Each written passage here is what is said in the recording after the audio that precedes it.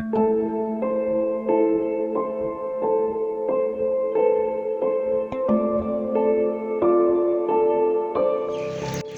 د یاران ټیم ټول لیدونکو ته هیله ده چې جوړ روغ او خوښ خوشحاله به یاست.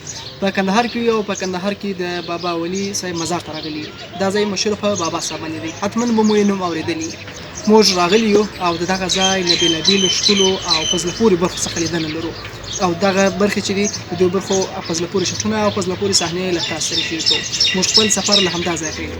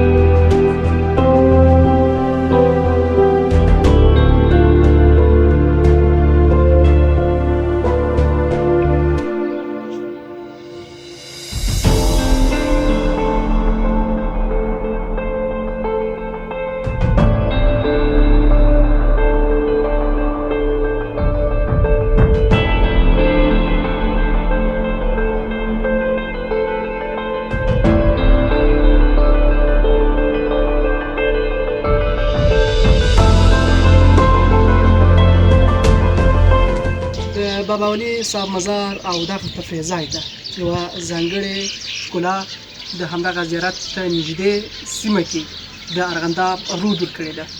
دلته ډېری کسان د دې څنګ چې د زیارت ته راځي د تفریح ځای ته راځي د هغه وراخوا زه د دغه رود څخه هم دننه کې اول ته ډېرې ښایستې اوبه بهیږي چې د هغه ځینې برخې شاټونه به هم له تاسو سره بیا شریک کړو. دا مهال د بابا ولي صاحب د زیارت څخه راوتلي یو او زه لوړ د شاه حسیني بابا زیارت ته او دغه سیمه ګورو. دا نو ډېر لوړ جوړ شوی دي او ډېری کسان چې راځي له دغه ځای څخه په دغه لار باندې نو هم تفریح ده او هم زیارت ترسره کوي. زه لوړ خېږو او دغه سیمه ګورو.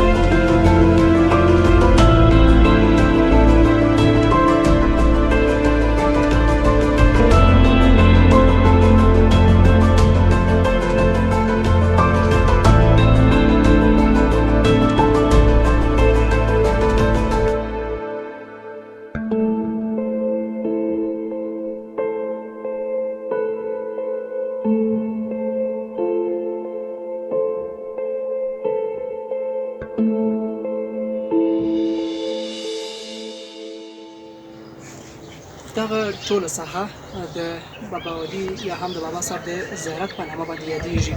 د بېلابېل زیارتونو شته، بېلابېل ښکلي تفریحي او ښایستې سیمې لري، خو ټوله د بابا صاحب په نامه باندې یادېږي. لکه څنګه چې مخکې یادونه کړې وه، هغه طرف ته د ارغنداب رود واقع دی چې ډېر بهترین او ښایسته اوبه لري او ډېری کسانو د تګ راتګ لار هم ده، یو ښایسته پل هم ورباندې جوړ شوی دی. ډېری کسان هاخوا ته ځي او د رود سره کښېني، خو دا خوا هم په نظر کې نیسي او دې خوا ته هم راګرځي. او دلته لوړ د شاه حسیني بابا زیارت دی او لوړ جوړ شوی دی، یعنې تقریبا د غره په لمنې کې دی خو لوړ دی او شاته لاندې چې دی هلته مخکې چې موږ تللي وو هلته د بابا صاحب زیارت و. په دغه لاره کې کوچني کوچني تفریح ځایونه جوړ شوي دي.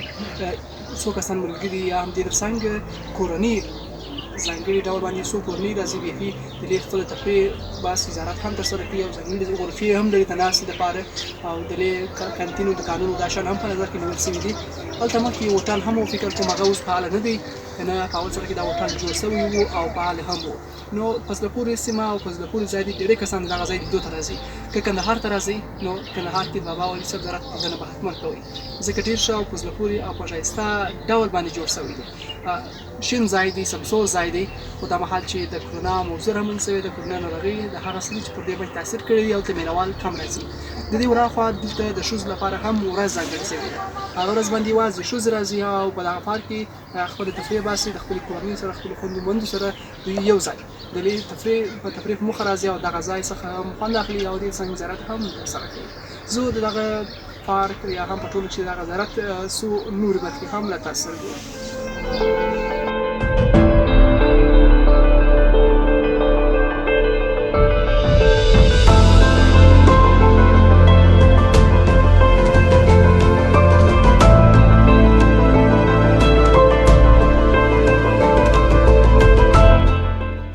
د بابا ولي صاحب له مزار زیارت او تفریحګاه هغه تفریح ځای څخه مو لیدنه وکړه.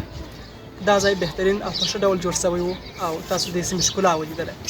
موږ هڅه کوو او دا هڅه مو کړې ده چې د یاران له لارې د دې سیمې او نورو سیمو ښکلا، عظمت، هغه که تاریخي اړخ واوسیږي، د ملي ارزښتونو او اسلامي اړخ واوسیږي یا هم تفریحي اړخونه ولري، هغه ستاسو سره شریک کړو او تاسو هغه ښکلا ننداره کړئ.